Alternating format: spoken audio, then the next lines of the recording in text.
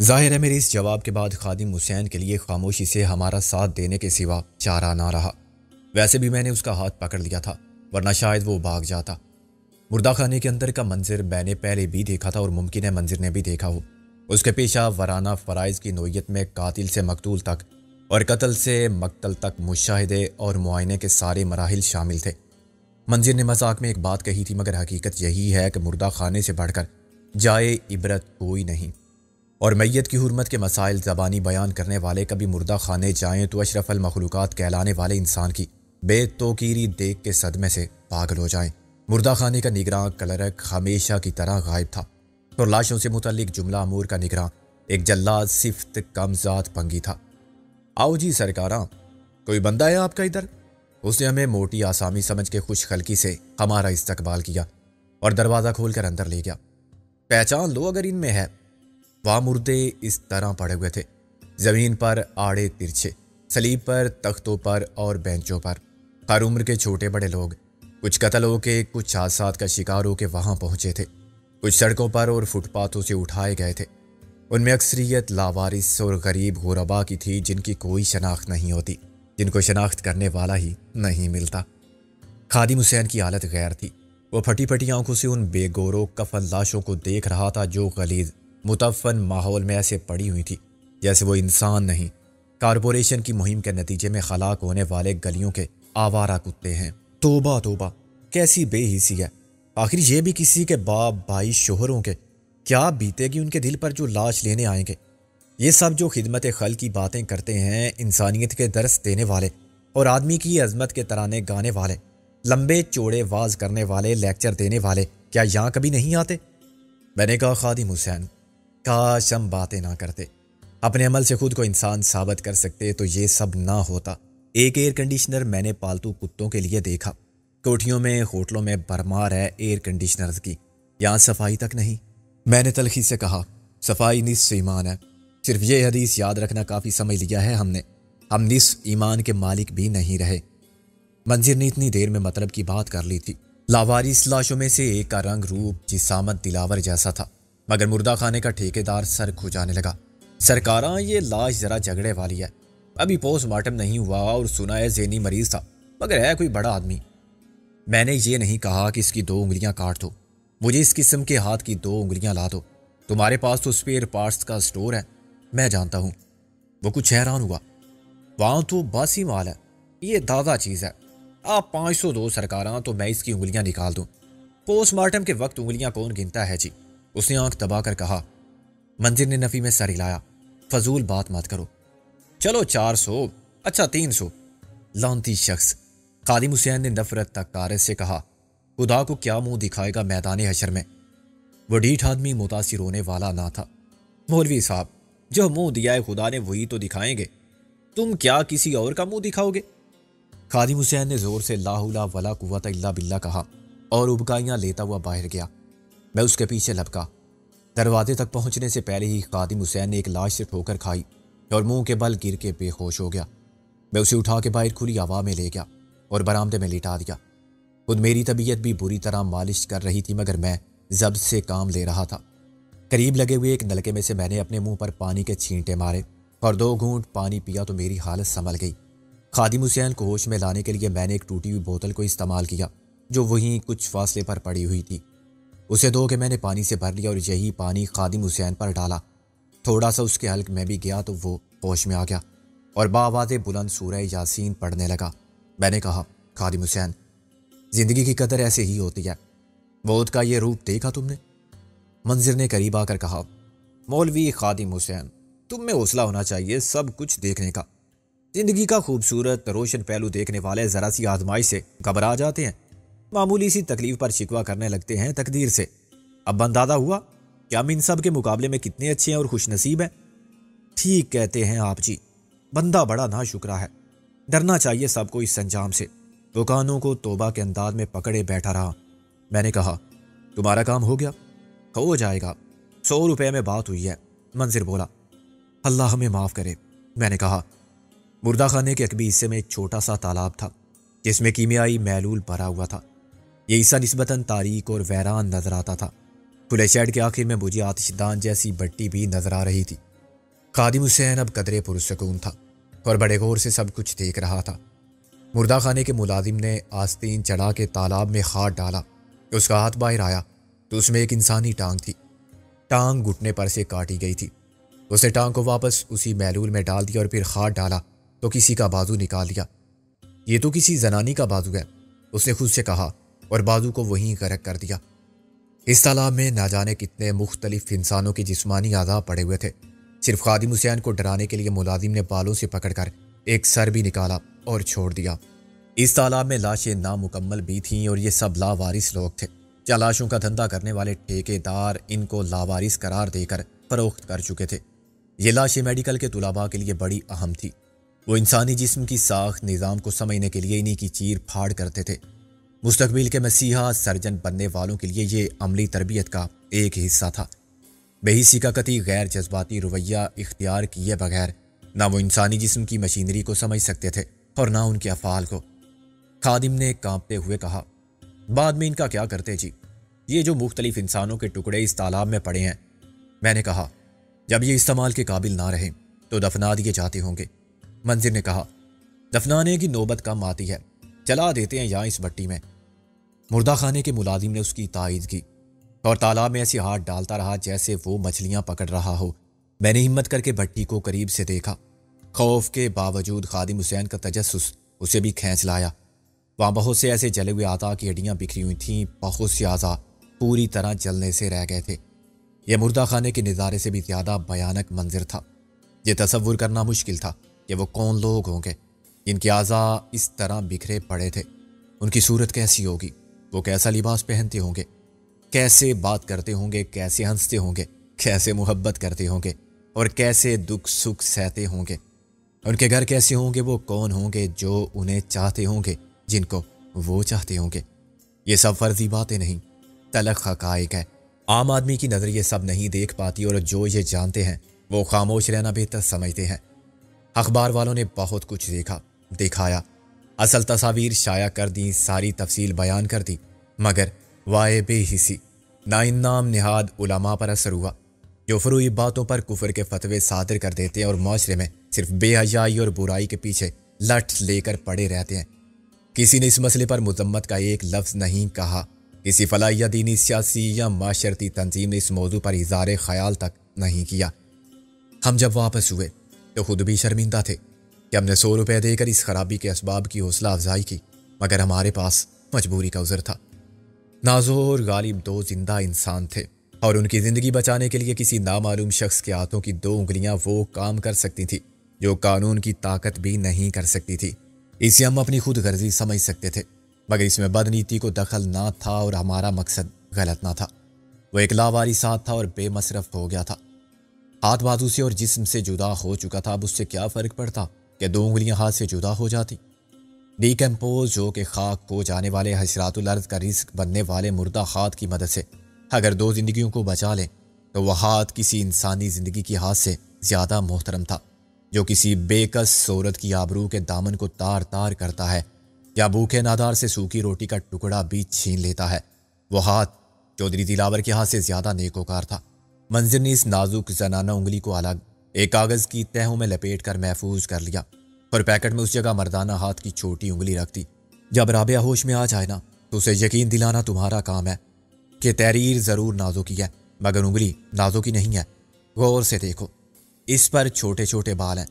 رابعہ نے اس پر سرسری نگاہ ڈالی، اور وہ بھی چلتی گاڑی میں۔ روشنی میں دیکھنے سے اس کو فرق خود نظر آ جائے گا۔ میں نے کہا، اسے میں قائل کر لوں گا۔ منظر نے کہا، اس زنانہ انگلی کو میں میڈیکل رپورٹ کے لیے ایک پرائیویٹ لیبارٹری کے حوالے کر دوں گا۔ یار وہ کیا بتائیں گے؟ موازنے کے لیے ہمارے پاس کچھ بھی نہیں ہے۔ یہ معلوم ہو جائے گا کہ انگلی کب سے بے جان ہے۔ جس کی انگلی ہے اس کی عمر کیا تھی، قد و قامت، وزن کے بارے میں بھی پتہ چل جاتا ہے۔ اگر رپورٹ سے یہ ظاہر ہوتا ہے کہ عورت کی عمر 30 سے اوپر تھی یا اس کا وزن 150-200 پاؤنڈ تھا تو ثابت ہو جائے گا کہ وہ نازو نہیں ہو سکتی۔ اگر یہ بھی پتہ چل جائے کہ لاش 7-8 دن پرانی تھی تو کچھ اطمینان ہوگا، مگر یہ کچھ مشکل ٹیسٹ ہیں، نتائج 100% حتمی بھی نہیں ہوتے۔ نازو کو اللہ اپنی امان میں رکھے۔ اس وقت تمہارے ساتھ آنے کا اصل مقصد یہ تھا کہ کسی طرح ہم رابعہ کے ہوش میں آنے سے پہلے ہی اس کے اطمینان کے لیے یہ ثبوت حاصل کر لیں۔ دوسرا مقصد تھا جارحانہ کارروائی کو روکنے کے لیے بروقت جوابی کارروائی۔ اب تم گھر جاؤ، میں صبح ایک خط کے ساتھ چودھری دلاور کی طرف سے اس کی بیوی کو یہ محبت بھرا تحفہ پہنچا دوں گا۔ میں نے کہا، اس کی بیوی کو ڈیوس روڈ کے پتے پر؟ ہاں، اور تو کوئی ذریعہ نہیں، منظر بولا۔ میں نے کہا، یار میرا خیال ہے کہ یہ حرکت اس نے نہیں کی ہوگی، یہ کام استاد پیڈرو کا ہے۔ ابے ہمیں اس سے کیا، یہ حرکت جس نے بھی کی تھی اسے پتہ چل جائے گا، اور دلاور کی بیوی کو پہلے معلوم نہیں تھا تو اب معلوم ہو جائے گا۔ ظاہر ہے وہ شوہر کی سلامتی چاہے گی تو نادو کی سلامتی کو یقینی بنانے کے لیے خود بھی کچھ کرے گی۔ پیڈرو کا یا کسی اور کا کیا چاہتا ہے اگر دلاور لنگڑا لولا ہو جائے، کوئی اس کا ہاتھ کاٹ لے یا سر کاٹ لے، نادو یا غالب کے ساتھ زیادتی کرنے والا مشکل میں پڑ جائے گا کہ ایک انگلی کے بدلے میں دلاور کی ایک انگلی موصول ہو گئی، دوسری قسط بھی دلاور کی بیوی کو بھیج دی گئی تو کیا ہوگا؟ وہ سب کی رگ رگ سے واقف ہے، یہ معاملہ اس کے شوہر اور بچوں کے باپ کا ہے۔ میں نے کہا، میری بھی ایک تجویز ہے، جلدی سے فرماؤ۔ منظر نے گاڑی کی رفتار بڑھا دی۔ اس پارسل کے ساتھ تحریر نادو کے ہاتھ کی تھی، اس کا جواب میں دوں گا۔ وہ کس لیے؟ خط میرے نام تھا، انہیں پتہ چل جائے گا کہ مکتوب علی تک پہنچ گیا۔ میری تحریر سے تصدیق ہو جائے گی کہ سکندر بخت بے پتہ ہونے کے باوجود بے پتہ نہیں ہے اور اس شہر میں کہیں موجود ہے۔ اس سے ان کا حوصلہ بھی پست ہوگا اور دلاور کی بیوی زیادہ پورے امید ہو جائے گی کہ دلاور کی بازیابی کے لیے سکندر سے اس کی ملاقات ناممکن نہیں ہے۔ ظاہر ہے وہ رابعہ کے ذریعے یا فرانچ وکیل کی معرفت سکندر بخت سے براہ راست مذاکرات کی پوری کوشش کرے گی۔ منظر کو میری تجویز پسند آئی۔ تیرا دماغ ابھی کام کر رہا ہے بھوتنی کے، چل لکھ، کیا لکھنا ہے؟ میں نے کہا، کیسے لکھوں؟ خون دل میں انگلیاں ڈبو کے۔ اس نے مجھے بریف کیس میں ایک پیڈ اور پین نکال کے دیے۔ ذرا اختصار سے کام لینا، مجھے گھر بھی پہنچنا ہے، 9 بج رہے ہیں، بیوی مارے گی۔ تو گھر کیسے جا سکتا ہے فرائی فش روسٹ کھلائے بغیر؟ میں نے پیچھے دیکھا جہاں خادم گم سم بیٹھا ہوا تھا۔ کیوں خادم؟ میری تو آج بھوک ہی مر گئی ہے جی۔ یہ تو غالباً پہلی بار ہوا ہے، تاریخی واقعہ شمار ہوگا۔ ہاں جی، اس نے آ بھری۔ میں نے اس روز بھی خوب ڈٹ کے کھایا تھا جس دن میرا نکاح ہوا تھا، اور اس دن بھی جب ابا جی اللہ کو پیارے ہوئے تھے۔ میں نے کمپنی کے لیٹر پیڈ پر لکھا، اپنے چودھری دلاور صاحب کی نصف بہتر کے نام جو تحفہ مجھے ڈاکٹر علی حیدر کی معرفت بھیجا گیا تھا وہ مجھے موصول ہو گیا ہے۔ یہ ہو سکتا ہے کہ تحفہ ارسال کرنے والی آپ نہ ہوں، آپ کے شوہر نامدار کے وہ یار غار ہوں جو بلاخر اسے موت کے اندھے غار میں دھکیل دیں۔ تاہم آپ کے علم میں ہونا چاہیے کہ پہلی قسط کے طور پر مجھے نادو کی ہاتھ کی ایک انگلی ارسال کی گئی تھی۔ نادو اور غالب جہاں ہے، اللہ ان کا رکھوالا ہے۔ ان کے ہاتھوں پیروں کی انگلیوں کی تعداد 40 بنتی ہے، دلاور کے پاس ہاتھوں پیروں کی انگلیاں صرف 20 ہیں۔ 21ویں قسط میں شاید اس کا بازو یا اس کی ٹانگ بیچنی پڑے گی، یا ممکن ہے پہلے کان اور ناک کاٹنے پڑے۔ آپ خود بھی تصور کر سکتی ہیں کہ دلاور کا سر کاٹنے سے پہلے اور کیا کچھ کاٹا جائے گا۔ نادو اور غالب مر کے بھی شہید ہوں گے اور کبھی نہیں مریں گے، اللہ ہمیں بھی صبر دے گا، مگر آپ کو دوسرا شوہر اور آپ کے بچوں کا دوسرا باپ کہاں سے ملے گا؟ ابھی تو وہ زندہ سلامت ہے اور ایک انگلی کے کم ہو جانے کے باوجود چودھری دلاور ہے، جیسے میں ہی ہوں، یعنی سکندر بخت۔ منظر ہمیں گیٹ پر ڈراپ کر کے چلا گیا۔ وقار یوسف کے گھر میں داخل ہوتے ہی میں نے پہلا کام یہ کیا کہ کٹی ہوئی انگلی والی ڈبیا اس گاڑی میں رکھ دی جس میں ہم یہاں پہنچے تھے۔ پھر میں اور خادم حسین ایسے داخل ہوئے جیسے ہم باہر ٹہلنے گئے تھے۔ رابعہ سکون سے سو رہی تھی۔ وقار کی بیوی نے لائٹس آف کر کے دروازہ بھی بند کر دیا تھا اور اے سی چلا دیا تھا۔ آپ لوگ بغیر بتائے کدھر نکل جاتے ہیں؟ وہ خفا ہونے لگی۔ میں نے کہا، نکی ہماری یہی شان ہے اور ہم ایسا ہی کرتے ہیں۔ یہ صوفی ہے اور ہم درویش ہیں، یہ دنیا میں روک نہیں سکتی۔ دنیا کیا، بیوی خود روک لے گی، ابھی تو بے مہار ہے نا۔ خادم نے متانے سے کہا، خاتون کو بتا دیں کہ میں الحمدللہ شادی شدہ ہوں، لیکن میں کوئی اونٹ نہیں جسے وہ مہار ڈال دے۔ تم خود بتا دو یار کہ میں اونٹ نہیں گدھا ہوں، کاٹ کا الو ہوں اور کولو کا بیل ہوں، مختصراً یہ کہ شوہر ہوں۔ وقار ہنسنے لگا، سچ کہا آپ نے، یہ تمام صفات تو مجھ میں بھی ہیں بدرجہ تم۔ وقار ہنسنے لگا، سچ کہا آپ نے، یہ تمام صفات تو مجھ میں بھی ہیں۔ نکی خوش قسمت ہے، اسے مثالی شوہر ملا۔ یہ آپ نے نکی کب سے کہنا شروع کر دیا مجھے؟ کس نے بتایا ہے میرا نام یہ آپ کو؟ میں نے کہا، کسی نے نہیں، بس تم نکی ہو، یعنی چھوٹی۔ میرے ساتھ کھڑی ہو کے دیکھ لو، وزن کر لو اپنا اور میرا، عمر اور عقل کا حساب کر لو۔ ضرور وہ ڈاکٹر صاحب بتا کے گئے ہوں گے، وہ بدلہ لے رہا ہے مجھ سے۔ میں نے اس کی بیوی کو بتا دیا تھا کہ بچپن میں تمہارے شوہر کو بنٹی کہتے تھے کیونکہ اس کی آنکھیں ہری کانچ کی گولیوں جیسی تھی، بنٹوں کی طرح۔ بیوی اب اسے سب کے سامنے بنٹی کہتی ہے تو بہت چڑھتا ہے۔ چند منٹ میں وقار کی بیوی نے کھانا لگا دیا، اور بھوک نہ ہونے کے باوجود مولوی خادم حسین نے ایسی ہاتھ کی صفائی دکھائی کہ سب صاف کر دیا۔ کھانے کے بعد مجھے مشکل سے چند منٹ ملے اور میں نے وقار کو اپنی کارگزاری سے آگاہ کر دیا۔ معلوم نہیں کون بار بار فون کر رہا ہے، وقار نے کہا۔ پہلی بار کسی عورت نے تمہارے بارے میں پوچھا تھا تو میں نے رانگ نمبر کہہ کے رکھ دیا تھا۔ اس نے پھر فون کیا اور بولی کہ مجھے معلوم ہے آپ وقار یوسف ایڈوکیٹ ہیں، لیکن مجھے سکندر بخت کا پتہ بتا دیں۔ میں نے کہا خاتون میں کسی سکندر بخت کو نہیں جانتا۔ تو کہنے لگی کہ اتنا جھوٹ مت بولیں۔ میں نے ریسیور رکھ دیا اور 10 منٹ تک نہیں اٹھایا۔ تیسری بار کسی مرد نے رابعہ کا پوچھا تو میں نے کہہ دیا کہ وہ منظر صاحب کے گھر پر ہوں گی، یہ ضرور دلاور کی بیوی ہوگی۔ خیر میں آج رات اس سے رابطہ کر لوں گا۔ فون کرو گے اسے؟ آفس سے فون نہیں کر سکتا، وائرلیس ریڈیو فون پر پیغام دوں گا۔ پہلے دلاور سے بات ہوتی تھی، شاید اس کی بیوی کو بھی پیغام مل جائے۔ آپ یہاں رک جائیے۔ رات کو رابعہ باجی نے پوچھا تو بتا دینا کہ چوکیدار تو رات کے وقت آفس ہی میں ہوتا ہے، اگر وہ چاہے گی تو بات کر لے گی، ویسے مجھے امید کم ہے کہ صبح سے پہلے اس کی آنکھ کھلے۔ میں نے کہا اگر انہوں نے مجھ سے کچھ پوچھا نازو کے بارے میں تو بتا دینا کہ نازو کو کچھ نہیں ہوا۔ جو بات میں سمجھا سکتا ہوں تم بھی کہہ سکتی ہو۔ مولوی خادم حسین پر مردہ خانے کی فضا کا اثر بہت شدید تھا، مگر آہستہ آہستہ احساس کی شدت میں کمی آ رہی تھی۔ پہلے زیر لب اپنے آپ سے باتیں کرنے لگتا تھا جو دراصل خیالات کا بلند آواز میں غیر ارادی اظہار تھا۔ اس کے بعد وہ گم سم خاموش ہو گیا تھا اور سخت افسردہ تھا۔ صدمے کے رد عمل سے اس کی بھوک تک اڑ گئی تھی۔ انتہائی نامساعد اور پرخطر حالات میں بھی اس کا معدہ متاثر نہیں ہوتا تھا، اور وہ چوہے جو عام آدمی کے پیٹ میں خطرے کے وقت توڑنا بھول جاتے ہیں، کھانے کا وقت ہوتے ہی خادم حسین کے پیٹ میں اچھل پھاند مچانے لگتے ہیں۔ اس کا اصول ہی یہ تھا کہ آدمی کھانے کے لیے جیتا ہے، جینے کے لیے نہیں کھاتا، اور ساری جد و جہد پیٹ کی خاطر ہی تو کرتا ہے۔ اس وقت مولوی خادم حسین کا ساتھ بھی مجھے غنیمت محسوس ہو رہا تھا جب میرے ساتھ کوئی بھی نہ تھا۔ آج مجھے یہ خیال بھی آ رہا تھا کہ عملاً MRS کا وجود ختم ہو گیا ہے، اور ایک بار پھر میں اکیلا ہی اپنے دشمنوں سے نبرد آزما ہوں۔ آغاز میں یہ صرف میری جنگ تھی جو میں اپنے باپ کے قاتلوں سے لڑ رہا تھا، اس کے بے گناہ لہو کی پکار پر انصاف مانگنے کے لیے، اپنا حق حاصل کرنے کے لیے۔ اس وقت محسن کے بعد میرا ساتھ رابعہ نے دیا تھا۔ آج محسن نے بھی گل کے ساتھ اپنا گھر آباد کر لیا تھا۔ ڈاکو شیشنا کی بہن ناگ منی اب گلبانو بھی نہیں رہی تھی، وہ مسز محسن شیروانی ہو گئی تھی۔ نازو کا بھائی سابق سب انسپیکٹر اکرام شیخ بھی کاجل کے ساتھ خوش و خرم زندگی گزار رہا تھا، اور وہ ایک خوشحال مستقبل کی طرف گامزن تھے۔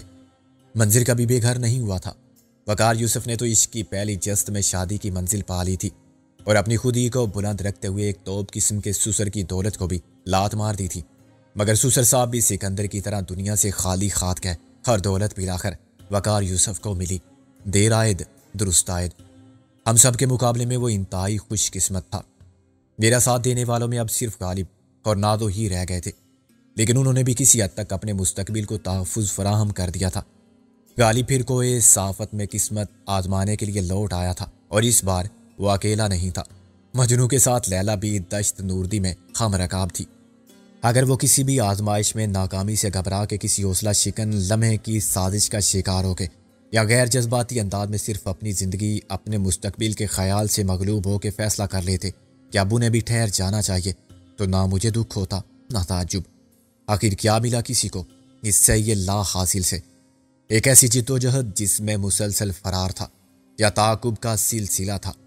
اگر پیش قدمی تھی تو اپنے دفاع میں، اور پسپائی تھی تو اپنی خار سے بچنے کے لیے۔ شکاری کبھی ہم تھے، کبھی دلاور اینڈ کمپنی، یا ان کے اجرتی قاتل اور پالتو کتے، مگر اصل شکاری تو اجل تھی، جس نے جب چاہا کبھی بساط پر سے ایک طرف کا مورا غائب کر دیا تو کبھی دوسری طرف کا۔ بازی ابھی تمام نہیں ہوئی تھی، اور کوئی فریق نہ فتح کا دعویٰ کر سکتا تھا اور نہ شکست کا اعلان۔ میں اب یہ محسوس کرتا تھا کہ جنگ پھر ذاتی ہو گئی ہے، لیکن کل جو بازی میرے والد وزیر خان نے ہار دی تھی وہ آج میری جیت بن سکتی ہے۔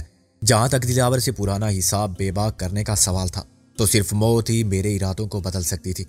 نہ میرے حوصلے میں کمی آئی تھی اور نہ یقین میں۔ میرے جذبات آج بھی وہی تھے جو روز اول تھے۔ مایوسی اور قنوطیت کے موڈ کو بدلنے کے لیے میں مولوی خادم حسین کو مزنگ چورنگی لے گیا، جہاں کباب تلی ہوئی مچھلی کی خوشبو نے ہم دونوں پر ایک خوشگوار سا اثر کیا۔ میں نے کہا مولوی خادم حسین، آج رابعہ بھی نہیں ہے، صرف تم میرے ساتھ ہو۔ اس نے سالم مچھلی میں سے کانٹے جدا کرتے ہوئے کہا، میری گھر والی بھی وہیں لوٹ گئی جہاں سے آئی تھی، اللہ مغفرت کرے اس کی۔ کب انتقال ہوا اس کا؟ وہ میرا مطلب تھا جی اپنے میکے۔ میں نے چرگے کی آخری رسوم ادا کر کے ڈکار لی۔ آج رات تم ہی میرے رفیق اور غم خوار ہو، ایسا نہ ہو کہ تم بھی ساتھ چھوڑ جاؤ صبح ہونے تک۔ بری بات منہ سے کیوں نکالتے ہیں جی؟ میں تمہاری خوش خوراکی کا مظاہرہ دیکھ کے ایسے سوچنے پر مجبور ہوں۔ ایک چرگا اور ایک سیر مچھلی کھا چکے ہو تم، کسی کی نظر نہ لگ جائے تمہیں، سب دیکھ رہے ہیں۔ اچھا جی، چلیں پھر یہاں سے، اب کہیں اور جا کے کھیر کھائیں گے اور پھر ایک گلاس لسی کا پی کے خدا کا شکر ادا کریں گے۔ یعنی خدا کا شکر بھی اس سے پہلے ادا نہیں کرو گے؟ خیر بل ادا کرو۔ وہ چونکا، میں کہاں سے ادا کروں گا، غریب آدمی۔ میں نے کہا خادم حسین، اتفاق سے آج میری جیب خالی ہے، گھر سے پیسے لانا یاد نہیں رہا، تمہاری جیب میں تو 2000 ہیں۔ وہ سوچ میں پڑ گیا، مگر یہ تو امانت میں خیانت ہوگی جناب، اور یہ حماقت میں حجامت ہوگی اگر جیب میں رقم ہونے کے باوجود تم نے بل ادا کیے بغیر فرار ہونے کی کوشش کی۔ اس پہلوان کو دیکھ رہے ہو جو راستے میں کاؤنٹر پر بیٹھا ہوا ہے، تمہیں بھی مچھلی کے ساتھ فرائی کر دے گا۔ خادم حسین مسکرانے لگا، آپ بھی تو ساتھ ہیں آخر۔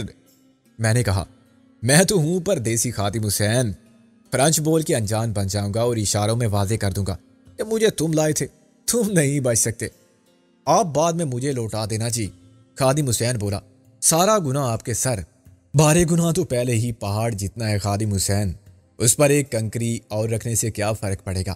میں نے اٹھتے ہوئے کہا، رابعہ کی آفس بلڈنگ کا گیٹ کھلا ہوا تھا، یہ میری یعنی قائم مقام چوکیدار کی نا اہلی تھی، مگر مجھ سے زیادہ اصل چوکیدار کی بدماشی تھی جو چھٹی لے کر گیا تھا تو لوٹ کے کھانا ہی بھول گیا تھا۔ غنیمت ہے کہ ابھی تک کسی کو اس بے پرواہی سے نقصان نہیں ہوا تھا۔ سب لوگ اپنی آفس بند کر کے جاتے ہوئے فرض کر لیتے تھے کہ بلڈنگ کو بعد میں چوکیدار مکفل کر دے گا، اور وہ سامنے نہیں تو کوئی بات نہیں، ہوگا آس پاس ہی۔ صبح سب کو بلڈنگ کا مین گیٹ کھلا ہوا ملتا تھا تو فرض بھی کر لیا جاتا ہوگا کہ چوکیدار اپنا کام کر رہا ہے۔ آفس میں پہنچ کر میں نے وکیل سے چوکیدار بننے کے بعد نیچے جا کے گیٹ کو لاک کیا تو مجھے چودھری دلاور کا خیال آیا۔ اس کا قید سے نکل کر فرار ہونا تقریباً ناممکن تھا، مگر وہ قید و بند کی اذیت سے ہلاک ہو سکتا تھا۔ ایک ہفتے سے اس نے دن کا اجالا نہیں دیکھا تھا اور اس کی نقل و حرکت اس تہہ خانے تک محدود تھی جہاں وہ اتنا ہی اکیلا تھا جتنا کوئی مردہ اپنے مدفن میں۔ وہ سختی جھیلنے کا عادی نہیں تھا اور بیمار بھی تھا۔ کچھ تو عمر کے روگ ہوتے ہیں، لیکن دلاور ابھی اتنا بوڑھا نہیں ہوا تھا کہ اس کی بیماری کو عمر کا تقاضا سمجھا جاتا۔ یہ سب جوانی کی بے اعتدالی، کثرت مے نوشی، عیاشی، خوف، فکر مندی، اعصابی دباؤ کی زیادتی کا نتیجہ تھا۔ خادم حسین کو مطلع کیے بغیر میں نے کفل کھولا اور باہر سے لگا کے پیدل ہی روانہ ہو گیا۔ پھر ایک موٹر سائیکل سوار نے مجھے ریلوے اسٹیشن تک لفٹ دی اور وہاں سے میں نے فی سواری کے ریٹ پر چلنے والے تانگے میں سفر کیا تو 10 منٹ بعد کراؤن سینما کے چوک پر تھا۔ سینما کا انٹرول ختم ہو چکا تھا۔ دکاندار گیٹ کے سامنے موبائل شاپ یعنی ریڈی لگانے والے کاروبار سمیٹ چکے تھے۔ صرف وہ پان سگریٹ والا مصروف تھا جس کے کھوکے کی رونق آخری شو کی آخری تماشائی کے رخصت ہونے تک باقی رہتی تھی۔ رابعہ کی کوٹھی کے پلاٹ پر خیمہ جوں کا توں نصب تھا اور لکڑی کا وہ چھوٹے موٹے کمرے جتنا باکس بھی اپنی جگہ پر موجود تھا۔ میں ڈھکنا کھول کے اندر غائب ہونے ہی والا تھا کہ کسی نے خیمے کے اندر سے فریاد کے انداز میں کہا، یا اللہ! میں چونک پڑا اور میں نے خیمے کے اندر غور سے دیکھا تو مجھے فرش پر کوئی گدڑی میں لپٹا ہوا نظر آیا۔